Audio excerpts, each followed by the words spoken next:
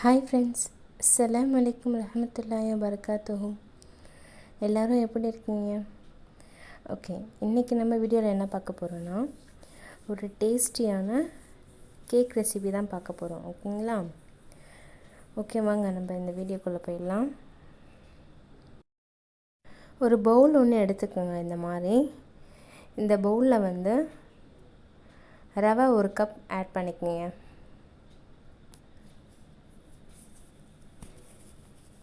இந்த ரவை கூட 1 கப் பால் ஆட் பண்ணிக்கோங்க.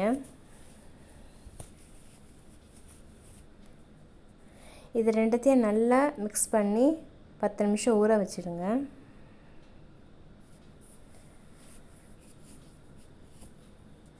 இன்னொரு பவுல் எடுத்துக்கோங்க.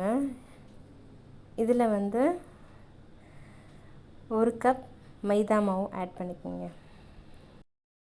அப்புறம் ஒரு 1/2 டேபிள் ஸ்பூன் பேக்கிங் பவுடர்,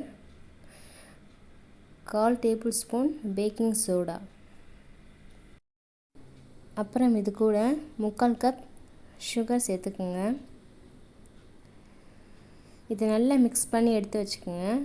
நம்ம இதுக்கு முன்னாடி ரவையை மிக்ஸ் பண்ணோம் பார்த்தீங்களா, இதை எடுத்துட்டு இதில் நம்ம இப்போ கலந்த மைதா அது எல்லாமே போட்டுக்கோங்க. இப்போ இந்த மாதிரி கட்டி கட்டியாக இருக்கும். இது எல்லாமே நல்லா கலந்து விட்டுருங்க. இப்போ நான் கலந்துட்டேன். இப்போ பாருங்கள், இப்படி உங்களுக்கு இன்னும் கட்டியாக இருக்குனாக்கா நீங்கள் கொஞ்சம் பால் கூட சேர்த்துக்கலாம் அதில். இப்போ இந்த மாதிரி பதத்துக்கு எடுத்து வந்துடுங்க. இதில் 1 ஸ்பூன் வெனிலா எசன்ஸ் ஊற்றிக்கிறேன். அப்புறம் பட்டர் கொஞ்சமாக ஆட் பண்ணிக்கோங்க. இதையும் நல்லா மிக்ஸ் பண்ணி எடுத்துக்கோங்க. இப்போ பாருங்கள், நல்லா சூப்பராக வந்திருக்கு. இப்போ இது கூட இன்னும் நம்ம வந்து செரீஸ், டூட்டி ஃப்ரூட்டி இதையும் கொஞ்சம் ஆட் பண்ணிக்கலாம். பார்க்க நல்லா கலர்ஃபுல்லாக இருக்கும். இதையும் நல்லா மிக்ஸ் பண்ணி எடுத்துக்கோங்க. ஓகே, இப்போ வாங்க நம்ம கேக்கை வந்து பேக் பண்ணி எடுத்துக்கலாம்.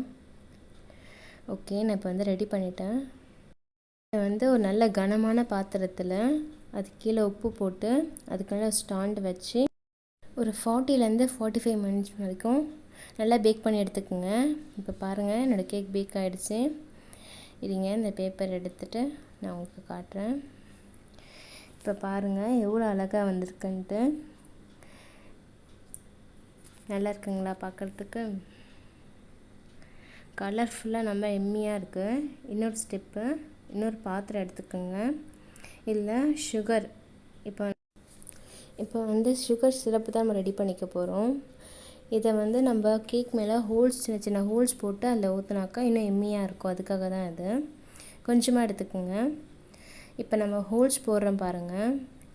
ஆல்ரெடி வெந்துச்சா இல்லையான்னு பார்க்கறதுக்காக ஹோல்ஸ் போட்டிருப்பேன் இல்லைங்களா, அதுலேயே நான் வந்து இன்னும் கொஞ்சம் பெரிய ஹோல்ஸாக போட்டுக்கிறேன்.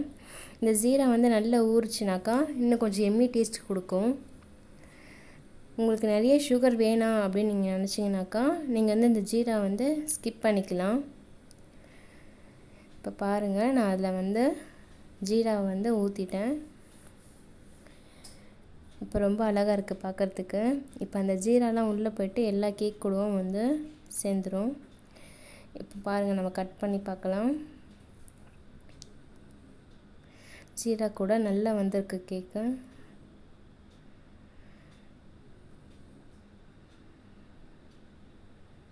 சின்ன பீஸாக கட் பண்ணுறேன். ஓகே, இப்போ பாருங்கள் எவ்வளோ அழகாக இருக்குன்ட்டு. நீங்களே இதை உங்கள் வீட்டில் ட்ரை பண்ணி பாருங்கள் ஃப்ரெண்ட்ஸ். என்னுடைய வீடியோ பார்த்ததுக்கு ரொம்ப தேங்க்ஸ். Thank you friends. சப்ஸ்கிரைப் பண்ண மறந்துடாதீங்க.